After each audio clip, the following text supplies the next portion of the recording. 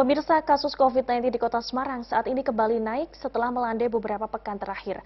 Dinas Kesehatan Kota Semarang mencatat ada sebanyak 18 pasien positif COVID-19. 11 pasien berasal dari Kota Semarang, sedangkan 7 dari luar Kota Semarang. Setelah sempat 0 kasus penderita COVID-19 di Kota Semarang kembali naik, Dinas Kesehatan Kota Semarang mencatat ada sebanyak 18 pasien positif COVID-19. Meningkatnya kasus COVID-19 di Kota Semarang terjadi pada minggu lalu.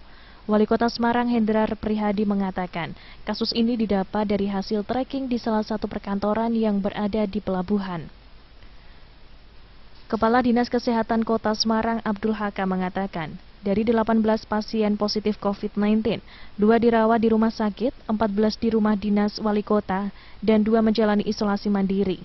Dari jumlah kasus tersebut, 11 pasien berasal dari Kota Semarang, sedangkan 7 dari luar Kota Semarang.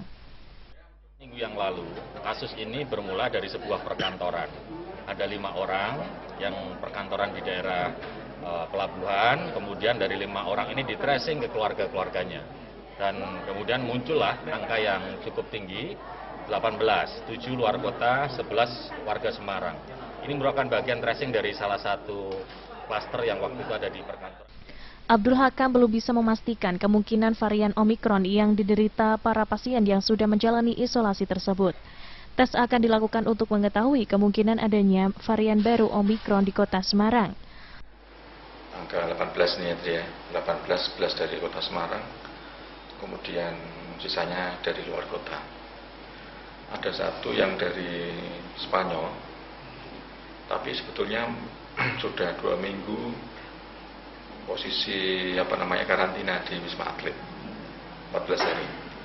Kemudian pulang, ternyata ada keluhan pilek, swab lagi, hasilnya ternyata masih terkonfirmasi positif.